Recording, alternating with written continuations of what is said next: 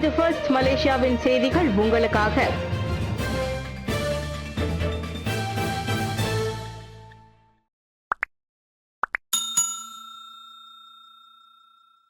புத்ரஜயாவில் இசை ஞானியை இளையராஜா வரவேற்று பிரதமர் அன்வார் கலை நிகழ்ச்சிகளுக்கும் வாழ்த்து. மாபெரும் இசை நிகழ்ச்சிக்காக மலேசியா வந்துள்ள இசைஞானி இளையராஜா நேற்று புத்ரஜயாவில் பிரதமர் டத்தோஸ்ரீ அன்வார் இப்ராஹிமை மரியாதை நிமித்தமாக சென்று கண்டார். மாஸ்ட்ரோ இளையராஜாவை வரவேற்றதில் பெரும் மகிழ்ச்சி என பிரதமரும் தனது சமூக ஊடக பக்கங்களில் படங்களோடு பதிவிட்டுள்ளார். அச்சந்திப்பில் மலேசியா இந்தியா இடையிலான கலை கலாச்சார உறவுகளை தொடர்ந்து வலுப்படுத்த வேண்டியதன் அவசியத்தை பற்றி விவாதிக்கப்பட்டது. மலேசியாவில் உள்ள இந்திய ரசிகர்களை பெரிதும் கவர்ந்த இந்திய திரைப்படங்கள், இசைத்துறை தொடர்பான நினைவுகளையும் இருவரும் பரிமாறிக்கொண்டனர். மலேசியாவின் பன்முகத்தன்மை மற்றும் நல்லிணக்கத்தின் சின்னங்களாக திகழும் கலை கலாச்சாரம் தொடர்ந்து வலுப்படுத்தப்படும் என்பதை இளையராஜாவிடம் தாம் உறுதி கூறியதாகவும் பிரதமர் சொன்னார்.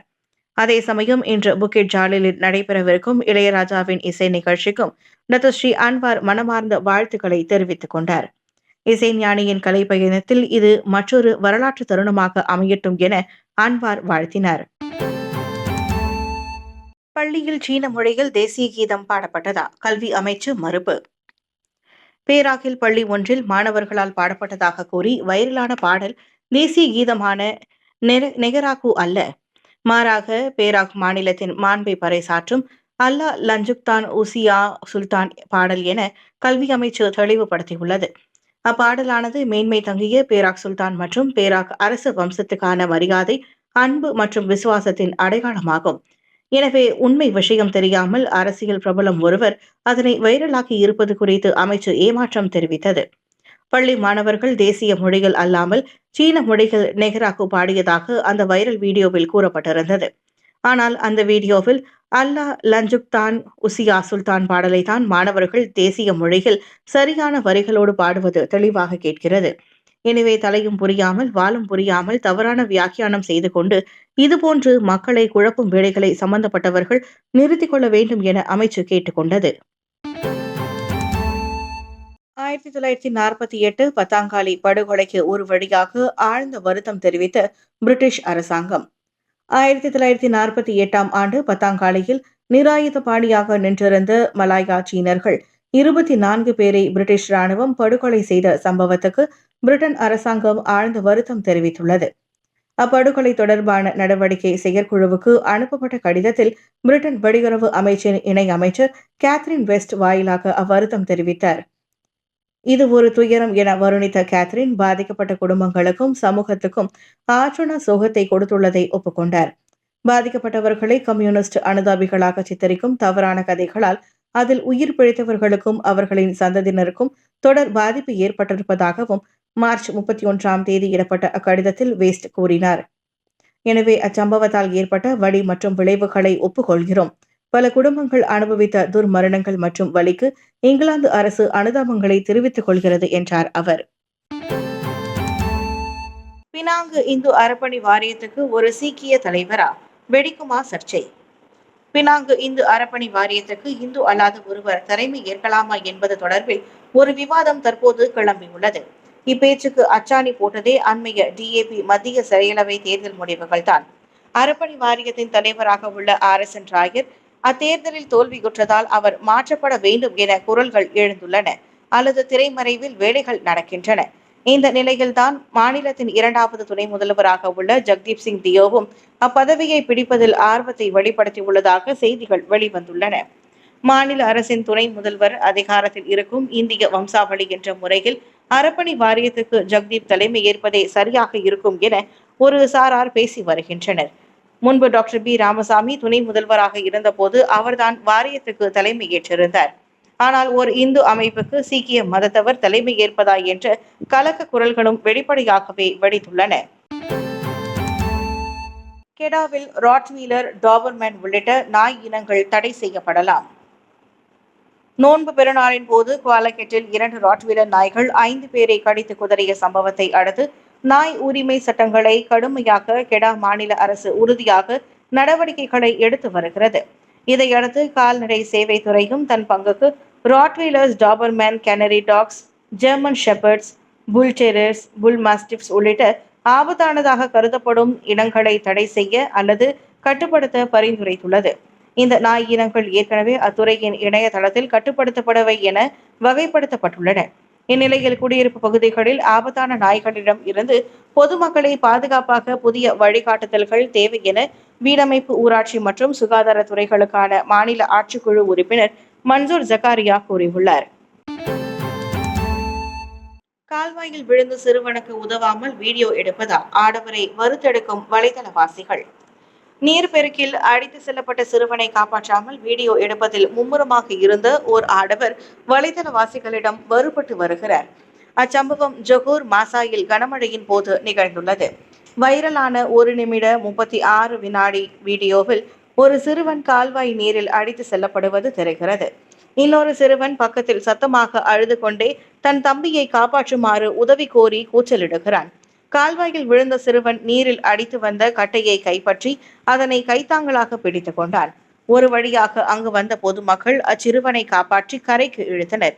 வீடியோவை பார்த்த வலைதளவாசிகள் என்னதான் சிறுவன் உயிர் பிழைத்தது குறித்து நிம்மதி தெரிவித்தாலும் சம்பவத்தை முழுவதுமாக வீடியோ எடுத்த ஆடவரை சாடி வருகின்றனர். சிறுவன் உயிருக்கு போராடும் நேரத்தில் கூடுதலாக ஒரு கை கொடுத்து உதவாமல் வீடியோ எடுப்பது முக்கியமா என பலரும் கேட்டு வருகின்றனர். நோன்பு பெருநாள் முடிந்து திரும்பும் மாநகரவாசிகள் 20 கிலோமீட்டருக்கு நிலைக்குத்திய போக்குவரத்து.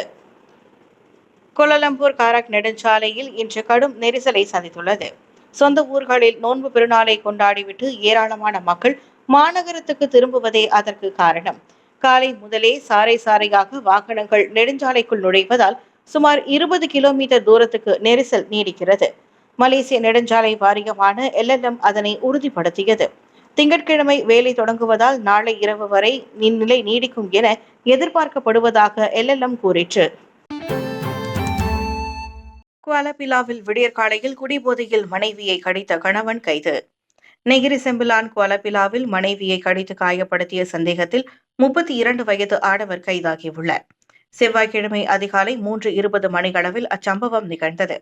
குடிபோதையில் வீட்டுக்கு வந்தவர் மனைவியை தாக்கியதோடு தோள்பட்டை, கைகள் மற்றும் நெற்றியில் கடித்துள்ளார். காயமடைந்த மனைவி துங்கு அம்புவான் நஜிஹா மருத்துவமனையில் சிகிச்சை பெற்று வருகிறார். அவர் செய்த புகாரை அடுத்து நேற்று மதியம் வாக்கில் அங்குள்ள மளிகை கடையில் சந்தேக நபர் கைதானதாக மாவட்ட போலீஸ் தலைவர் முஸ்தபா ஹுசைன் கூறினார். அவ்வாடவர் போதைப்பொருள் எதுவும் உட்கொண்டிருக்கவில்லை என்பது சோதனையில் உறுதியானது.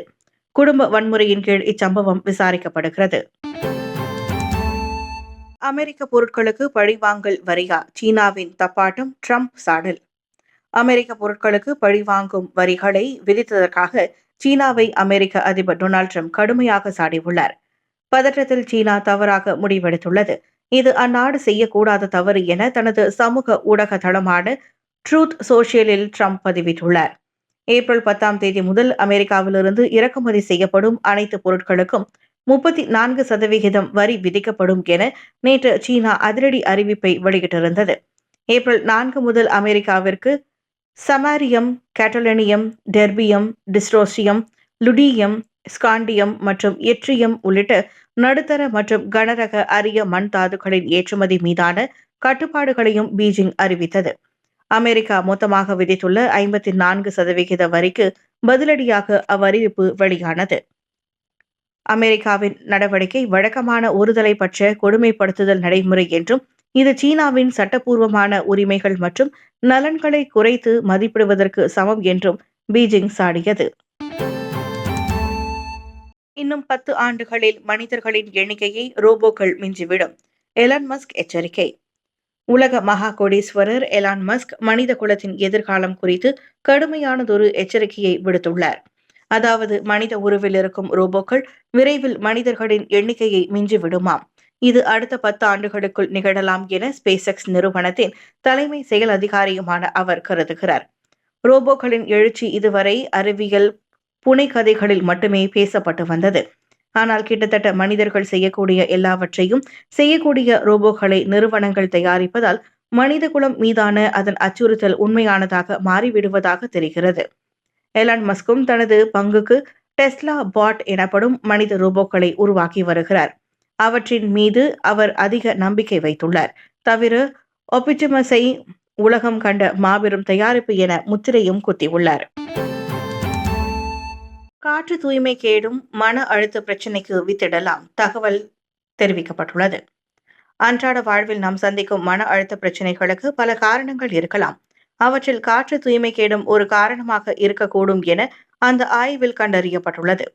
மாசடைந்த காற்றை, குறிப்பாக சல்பர் டை ஆக்சைடை நீண்ட காலமாக சுவாசிப்பது மன அழுத்த அபாயத்தை அதிகரிக்கும் என சீன ஆராய்ச்சியாளர்கள் கூறுகின்றனர். சுற்றுச்சூழல் அறிவியல் மற்றும் சுற்றுச்சூழல் தொழில்நுட்பத்தில் வெளியிடப்பட்ட ஒரு ஆய்வு காற்று தூய்மை கேட்டினால் நீண்ட காலமாக பாதிக்கப்படுவோருக்கும் மனசோர்வு ஏற்படும் அபாயத்திற்கும் இடையிலான வலுவான தொடர்புகளை எடுத்து காட்டியுள்ளது. இந்த ஆராய்ச்சி ஹார்பின் மருத்துவ பல்கலைக்கழகம் மற்றும் கிராண்ட்ஃபீல்ட் பல்கலைக்கழகத்தில் நடத்தப்பட்டது. 2000க்கும் மேற்பட்ட நபர்களை ஆராய்ச்சி குழு பகுப்பாய்வு செய்தது. அதில் சல்பர் டை ஆக்சைடவே முதன்மை மாசுபடுத்தியதாக கண்டறியப்பட்டு மனச்சோர்வின் அபாயத்திற்கு வழிவகுத்தது விஞ்ஞானிகளை திகப்பூட்டியது. எது எப்படி இருப்பினும் மக்களின் மன ஆரோக்கியத்தை பாதுகாக்க காற்று தூய்மை கேட்டை கட்டுப்படுத்த கடுமையான விதிமுறைகளை விஞ்ஞானிகள் வலியுறுத்துகின்றனர்.